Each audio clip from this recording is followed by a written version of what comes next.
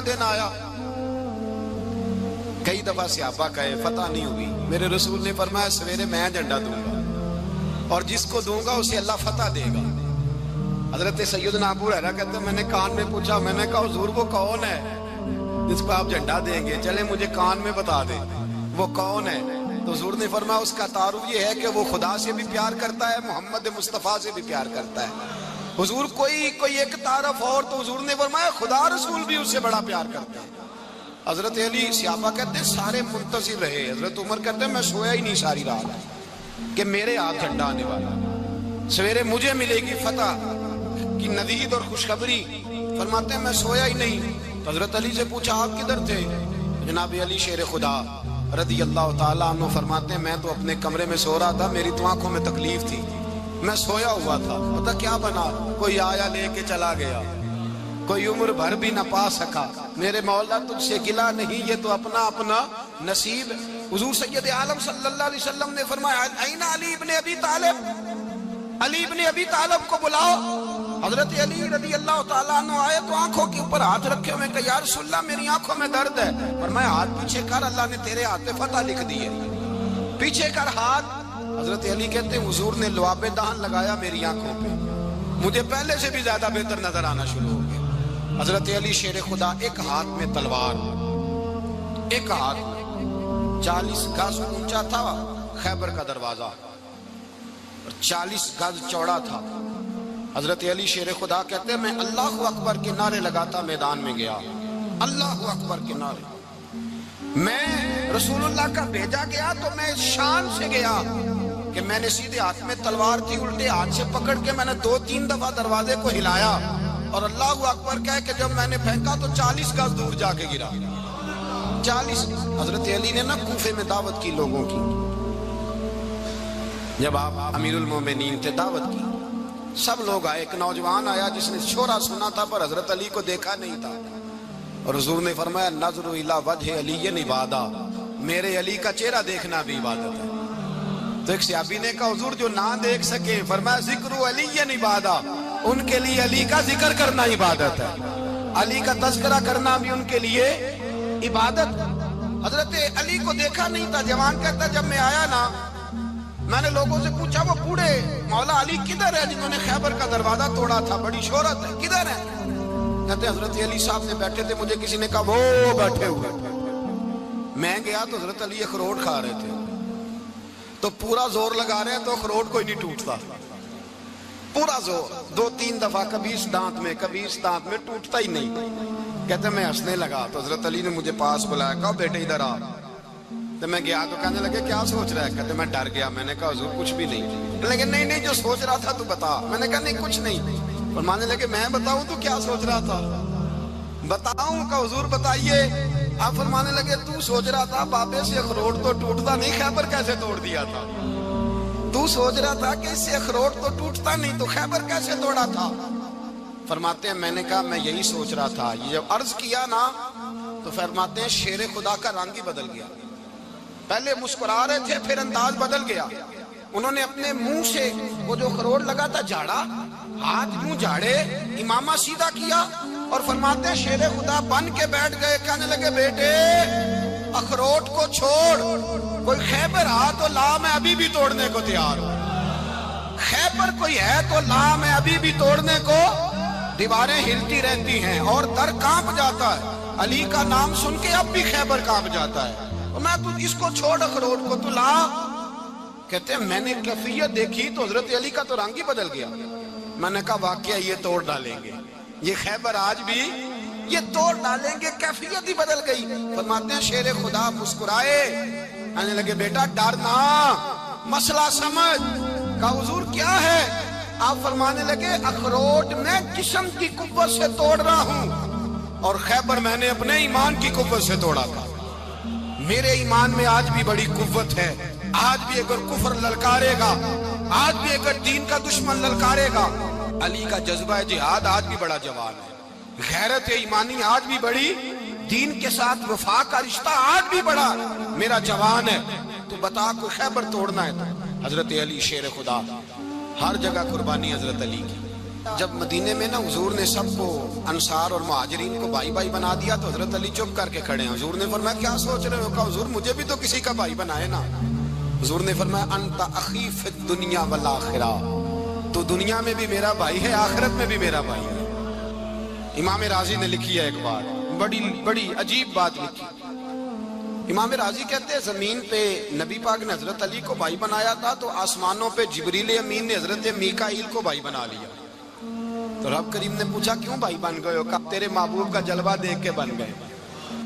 جس رات نبی پاک صلی اللہ علیہ وسلم ہجرت کر کے آئے نا، ایک کو حضور نے ساتھ لے لیا، امیر المومنین حضرت ابو بکر صدیق. ابو بکر دا پہلا نمبر کس کا ہے؟ دوسرا، تیسرا، چوتھا. یہ سبق بچوں کو یاد کرائیں. اب ہمارے لوگ مسئلے بھی قوالوں سے پوچھنے لگ گئے، فتویٰ بھی قوال کا چلتا ہے، اللہ ہی خیر کرے. حضرت ابو بکر صدیق کو حضور نے ساتھ لے لیا ہجرت کی رات، اور مولا علی شیر خدا کو بستر پہ سلایا. رستے میں بھی بڑا خطرہ تھا، پر بستر پہ اس سے زیادہ خطرہ تھا، اس لیے کہ جب چادر میں لپٹا ہوا کوئی شخص ہے تو کسی کو کیا پتا کون ہے. اگر آ کے وہ پردہ نہ ہٹاتے ایسے ہی قتل کر دیتے تو کیا پرسانے حال ہوتا، کچھ بھی نہ ہوتا.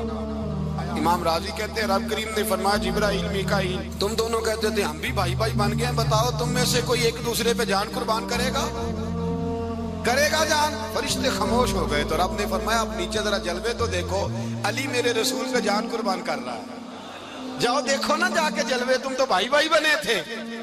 فرشتے عرض کرنے لگے مولا ہماری ڈیوٹی کیا ہے؟ فرمایا اب تمہاری ڈیوٹی یہ ہے کہ تم جاؤ زمین پہ 2 تلواریں لے لو اور علی کی چارپائی کے اوپر کھڑے ہو جاؤ، اس نے میرے مصطفیٰ پہ جان قربان کی ہے، اس کی جان کی حفاظت کرو.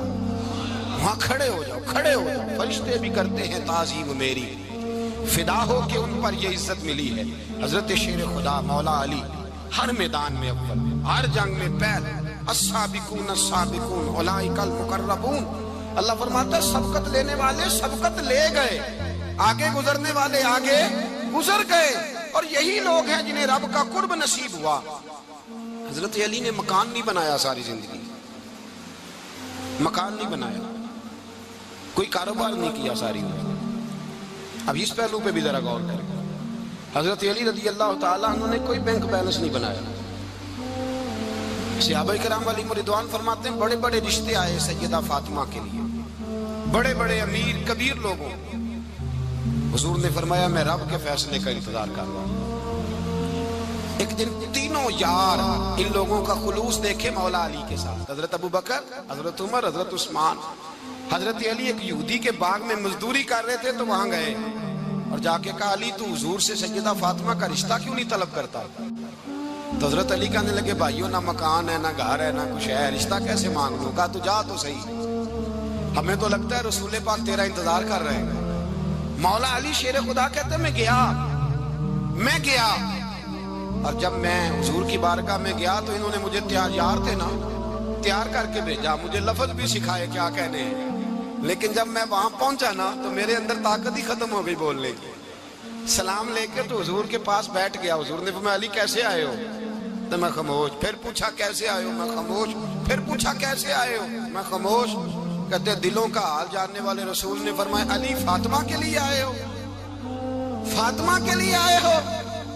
تو حضرت علی کہتے ہیں میرا جواب بڑا نرالا ہے. میں نے کہا حضور وہ تینوں میرے پاس باغ میں گئے تھے، وہ تینوں گئے تھے، مجھے انہوں نے بھیجا ہے. کہتے ہیں رسول پاک مسکرا دیے، فرمایا علی انہوں نے نہیں تجھے بھیجا، رب کریم نے فاطمہ کا تیرے ساتھ نکاح کر دیا ہے، تیرے لیے فیصلہ ہو گیا ہے، فاطمہ کا تیرے حق میں فیصلہ ہو گیا.